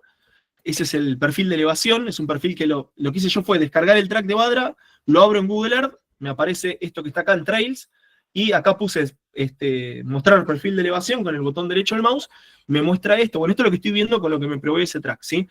Luego le monté, por ejemplo, le superpuse la imagen del Cerro Tuxtla de ANS, ese texto viejo de 1925, y marqué 4 puntos. La cima, Mina Eva, un socavón y unas taperas. ¿Está bien? Que están en esos puntos. Yo esto le puedo dar más opacidad, menos opacidad para poder ir marcándolos. Y lo fui encontrando. Y luego los fui cotejando en terreno. Donde dice Mina Eva me encuentro con esta estructura, ¿sí? Y así con cada uno de los otros. Voy encontrando el socavón, etc. Luego que tengo esos puntos, esto es parte del balizado grueso, le puedo dar perspectiva, puedo inclinar con el botón Shift y la flechita para abajo, o con este pad que está acá, puedo inclinar para mostrarlo como en perspectiva, mostrar la altitud del terreno. Tiene que estar seleccionada la opción relieve, acá abajo a la izquierda, si no, no lo muestra. Puedo verlo en 3D, cómo sería ya realmente en ascenso, porque visto así no dice mucho, pero puesto de esta manera ya veo que, bueno, ahí vamos a tener que afrontar unas pendientes importantes, que es una zona con mucho sayal, con mucho acarreo, bueno, y empezamos a tomar conciencia del tipo de ascenso que tenemos. Luego puedo irme a una zona, la zona más escarpada, girar el Google Earth, verlo desde otro lado, en 3D, en perspectiva, para ir puliendo ese recorrido, ¿sí? Entonces, por ejemplo, yo acá puedo ir marcando la altitud que tiene. El punto 1 de Mina la Eva está a 4.622. El punto 2, que era, no me acuerdo si era una tapera o el socavón creo que era, 4.786. Y el punto 3 está a 5.043 metros. Entonces acá tengo el desnivel que voy a tener que enfrentar desde Mina la Eva hasta el socavón. Y así, obviamente, esto sigue, ¿no? Y viene de antes, por supuesto. Entonces, una cosa que puedo hacer es medir la distancia que tengo. Acá hasta el faldón, 570 metros más, tengo 500, 550, después 570. Acá ya veo que en este tramo solo tengo 1,1 km más o menos. Y luego le puedo ir agregando elementos que por ahí no me interesan tanto. Un escorial, no sé si me interesa el escorial en sí, o el bordo, o una pirca, pero me sirven para ir cortando ese recorrido, ir marcando tramos más cortos. ¿Que lo puedo hacer o no? Eso depende, ¿sí? Y luego vendría lo que es el trazado, que voy a tratar de dibujarlo, ¿no? La unión sería un trazado grueso y cuando lo empiezo, ¿qué pasa acá? Yo veo que hay un camino de acceso, que era el viejo camino vehicular al socavón, desde Mina a la Eva, en un camino que tiene una pendiente muy suave, y qué sé yo, lo marco, digo, bueno, capaz que caminamos por ahí por si hay mucho acarreo, entonces uno va marcando esa ruta, ¿sí? Todo esto, por supuesto, después lo vamos cargando al GPS o al celular. Y esto es finalmente lo que terminamos trayendo de terreno. Lo que quedó en línea negra punteada es la ruta prevista, después lo que está en celeste es lo que finalmente se terminó haciendo. Ese desvío hacia el este no lo hicimos porque era caminar demasiado por una pendiente que era tolerable, el acarreo no estaba tan suelto, uno podía trepar, entonces bueno, ese fue el camino que hicimos, pero por ejemplo acá nos encontramos con unos murallones que tuvimos que esquivar y bueno, uno va armando un poco esto, ¿no? ¿Cada cuánto balizar? Decimos. Esto es la visual desde el camino, desde uno puede dejar el auto, hasta Mina la Eva, por ejemplo, y acá tenemos una zona que, mirándolo con el perfil de elevación, vemos que tiene 3,5 kilómetros y que sube 224 metros. O sea, sube suavemente y a su vez sube en un terreno que no tiene mayor complejidad. Entonces podemos decir que si nosotros ponemos una referencia a cada 500, 1000 metros, vamos a estar bien. O sea, yo estoy acá y dentro de 1 kilómetro sé que tengo que caminar hacia esa zona, voy más o menos en línea recta hacia ahí y no voy a tener problema. Ahora, cuando entro en una zona más escarpada, como por ejemplo esta segunda zona de acá, la que está marcando este corchete, quizá ahí convenga tener referencias más frecuentes para evitarme incurrir en caminos que quizá cuando estoy en terreno resultan ser de mucha pendiente, de un acarreo muy suelto o lo que sea. Esta segmentación mayor me va a permitir ir orientándome mejor en terreno, ¿sí? Esta es la imagen que tenemos prevista según la inclinación 3D, lo podemos exagerar, esta es la exageración que les mencionaba, acá está en 1, acá está en 2, entonces acá es como que, por supuesto esto nos muestra un desnivel que no es real, digamos, pareciera que fuera la Concagua, pero nos permite ver dónde está la mayor pendiente, exagerar las zonas más complicadas o más expuestas puede ser de utilidad. Y otra cosa que se puede hacer, esta imagen la trajimos después del viaje, con un búho ahí muy bonito que salió en la foto. Si uno tiene una imagen previa, uno puede tratar de imaginarse ese camino, cómo sería, trazándolo como para tener después una guía en terreno, ¿sí? Fíjense que se parece bastante la imagen 3D que nos da Google Earth con la que nos muestra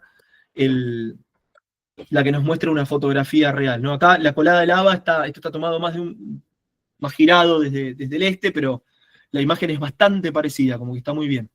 Bueno, después, lo que es el trazado fino, yo puedo ir viendo las pendientes, es decir, bueno, esta zona entre las taperas, y acá hay una sufrera ahí arriba, me preocupa porque es muy escarpada, entonces puedo seleccionar eso que está en rojito en el perfil de elevación, puedo seleccionar ese tramo y me va a ir dando datos. Por ejemplo, me dice, bueno, vas a caminar 800 metros y vas a subir 265 metros.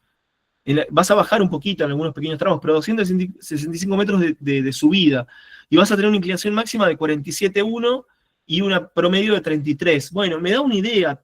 Una inclinación promedio de 33 es una inclinación importante, pero tolerable. Ahora una inclinación máxima de 50 es áspera. Entonces, quizá pueda ser que tenga que revisar mi trayecto para, ¿cómo decir?, faldearlo más, ¿no? Y que la inclinación máxima baje a 40, baje a 35.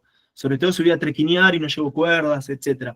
Eso me permite poder ir ajustando ese trazado con máximo detalle, ¿sí?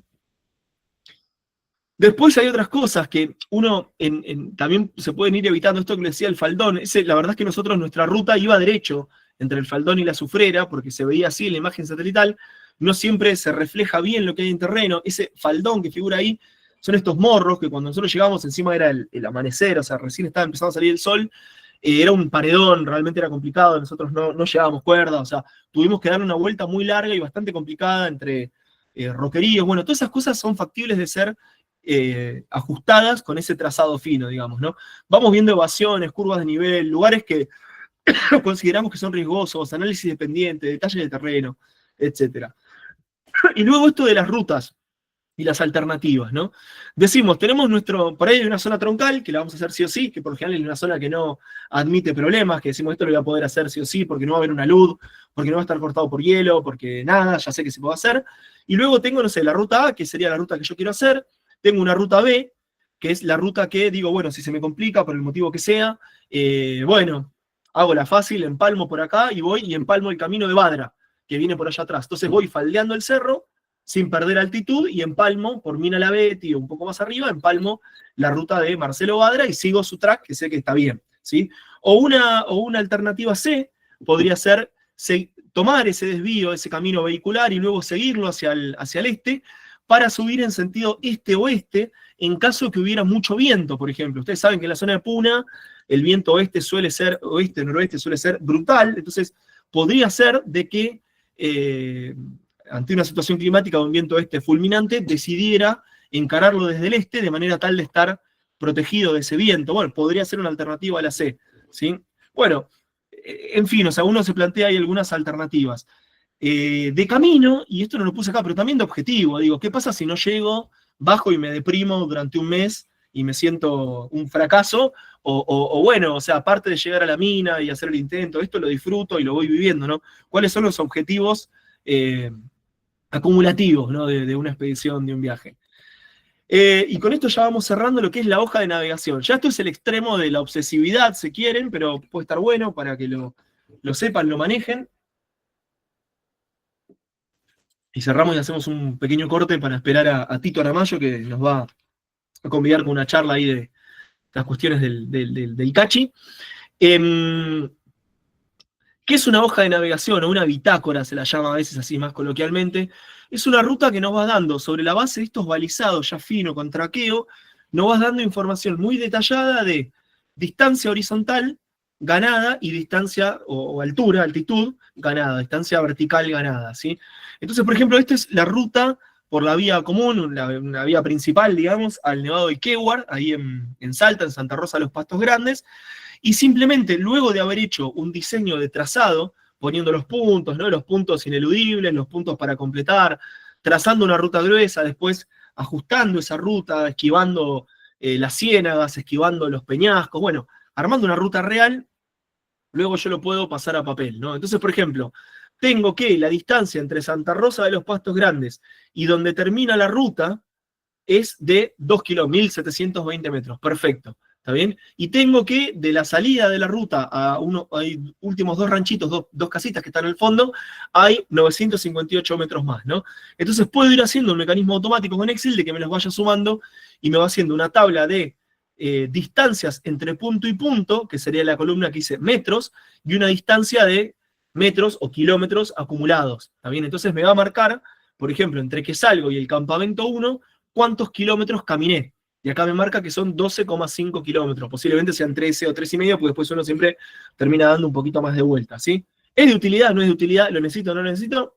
ustedes sabrán, puede ser una herramienta, sobre todo si estoy como cabeza de equipo, como cabeza de expedición, a cargo de otra gente, por ahí sin tanta experiencia, poder tener precisión de cómo me voy a mover, ¿sí? Otra cosa que vamos marcando en cada uno de esos puntos es la altitud, los metros sobre el nivel del mar. Entonces, arrancamos, por ejemplo, en Santa Rosa de 3.938, que esto nos lo va dando el Google Earth puntualmente, ¿no? Y luego pasamos a 3.962, a 3.985, y nos va marcando la progresión, ¿sí? Y a su vez, haciendo una resta entre el último punto respecto al anterior, nos va marcando el desnivel ganado. 23 metros, 24, ¿está bien? 18, 66, 68. Y final, ¿qué es esto, no? Y por supuesto podemos tener, al igual que en el otro caso, el desnivel ganado por jornada, el acumulado. Entonces yo veo que en el día 1 terminé caminando 12 kilómetros y medio y tuve un ascenso de 610 metros.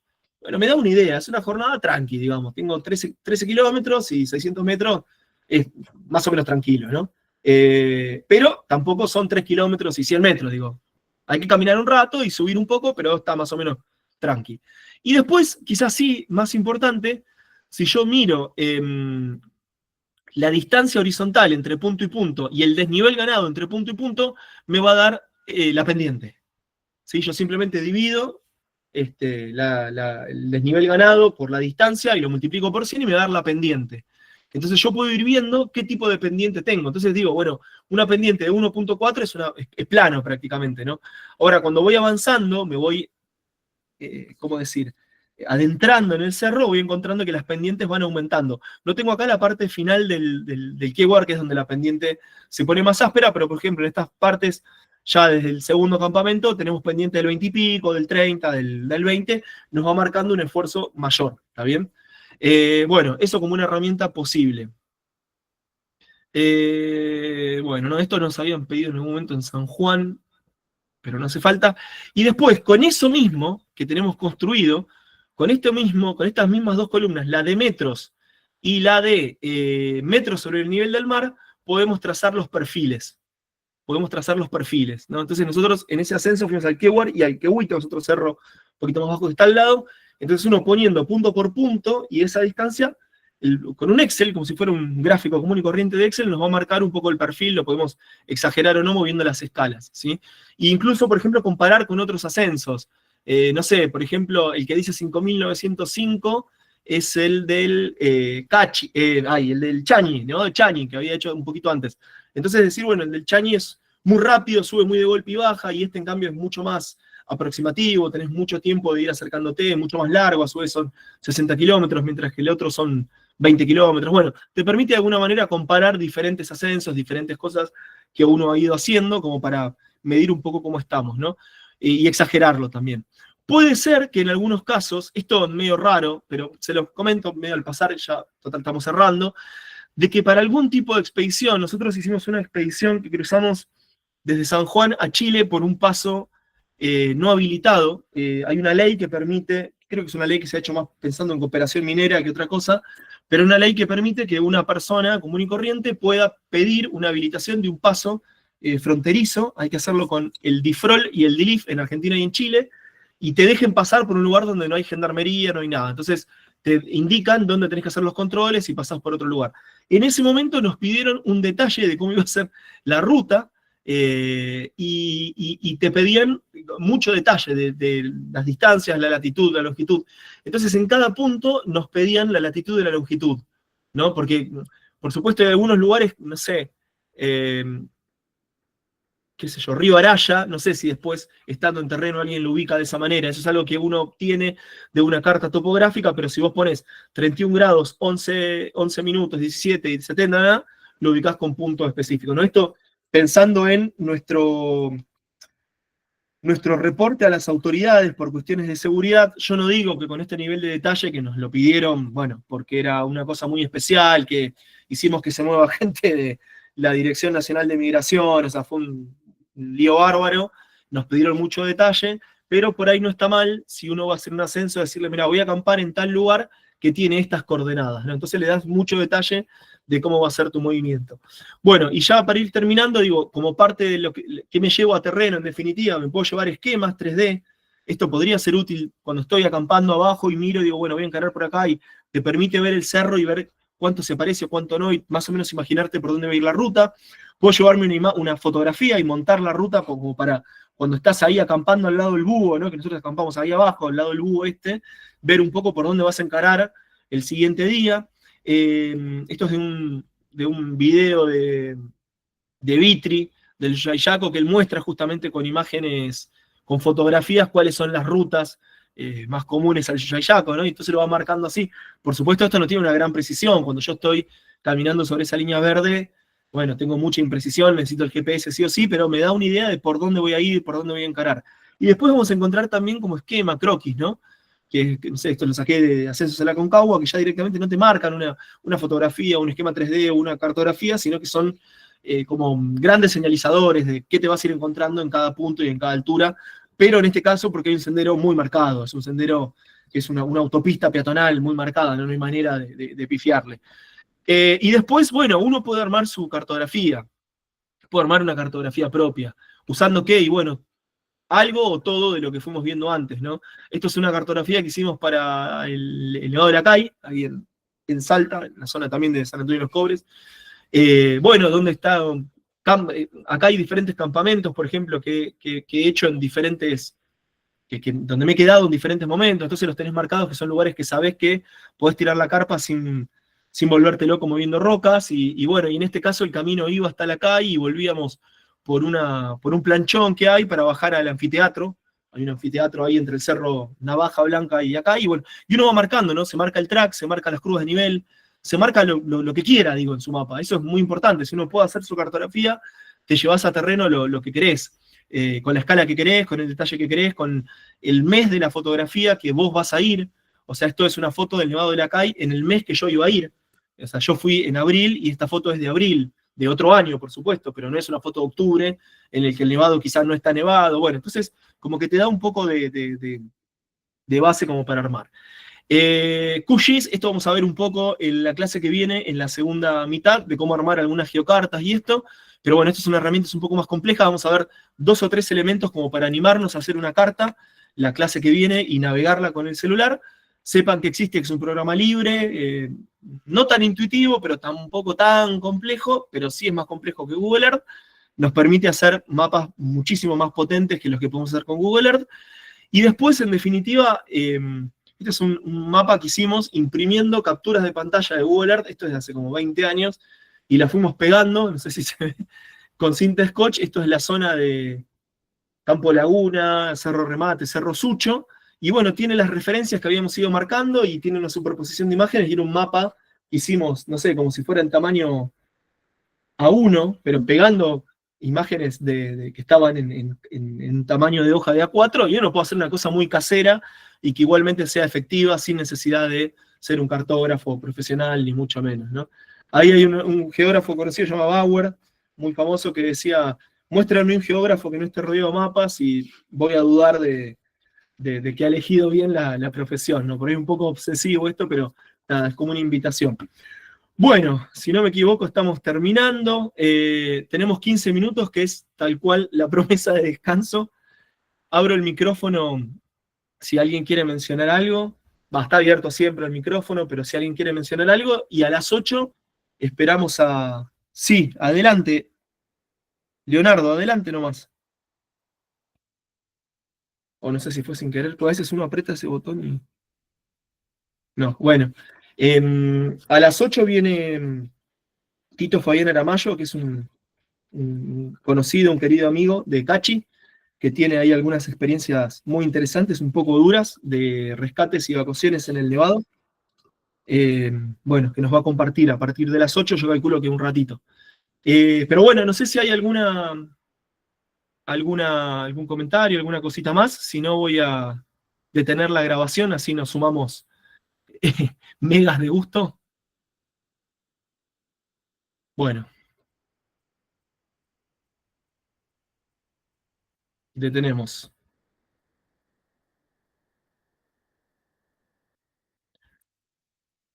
Bueno, muy bien. Nos vemos. Bueno, yo dejo prendido el Meet. A las 20 largamos la charla, si les parece. Bueno, muy bien. A reparar el mate.